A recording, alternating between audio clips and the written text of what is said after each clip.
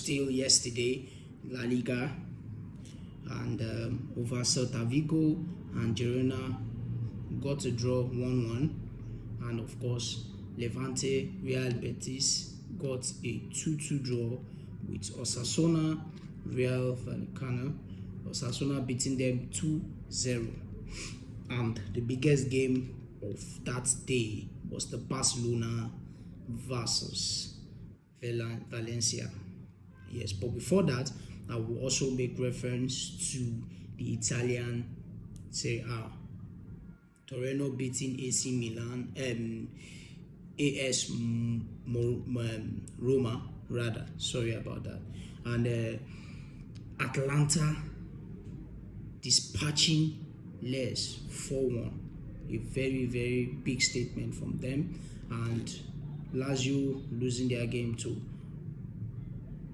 Sassuolo 1-0, and AC Milan winning their game 1-0 against Bologna. Yes, and PSG winning their game over the League One 2-0. A very important win for them as well. But over to the Barcelona Valencia game. This was a game of of course, this was the same side that the Barcelona faced twice. The Catalonians faced this same thing twice, and one was in the league, of course, ended up 7-0, and of course meeting them again in League Cup, that was giving them 5-6-0 thereabouts. And again, we were about to repeat that in this game, getting a 7-0, but of course it ended up 6-0. The first goal was from Fermín López, Ferran Torres assist, and Rafinha second goal, Rashford assist, and of course Fermín López again, Marc Casado's assist, Rafinha 4. Let's go over around the 66th minute, and the following goal was Robert Lewandowski, Dani Olmo's assist, with Robert Lewandowski again, Marc Bernal's assist.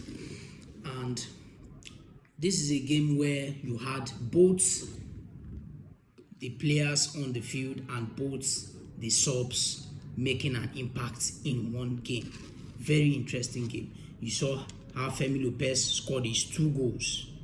Ferran Torres giving an assist even though he didn't have a goal in the game, and Rafinha coming from the bench scoring 2 goals immediately, no force.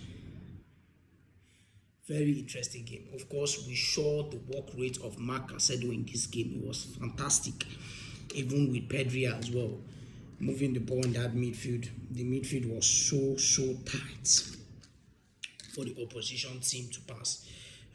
They didn't even have much chances.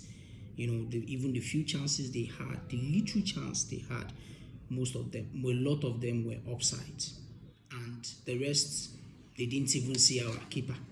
I'm looking at it right now. If you look at the stats, of course, they had only 1 shot on target in that game, and of course Barcelona FC had 10 shots on target. Out of that 10 came in 6. 10 shots on targets. So that is on that. And of course, I saw Manchester United put me through.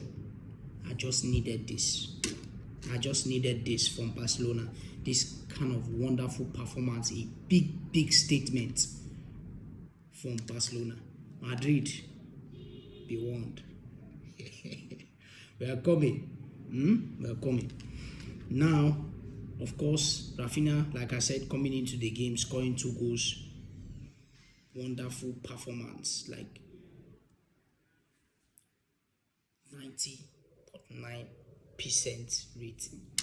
Fantastic baller. And of course, Lewandowski also coming into the team and then also scoring 2 goals. 2 from Fermín López, Rafinha's 2, and then Lewandowski's 2.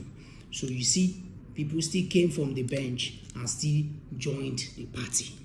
Players that were still on the field were still enjoying the football. This was a game that you can see very well that Barcelona enjoyed playing, and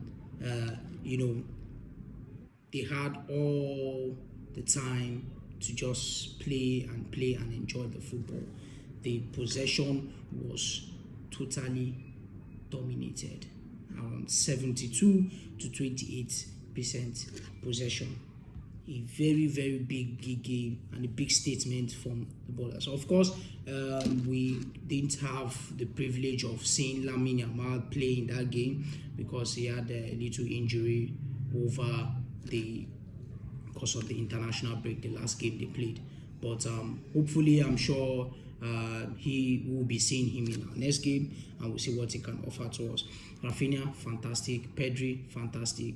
Casado, fantastic. Marc Bernal on his first game of the season, coming off the bench, he's giving a very fantastic assist, and this is what we know that he can give to us. This is what we saw last season, in the beginning of last season, before the injury took place.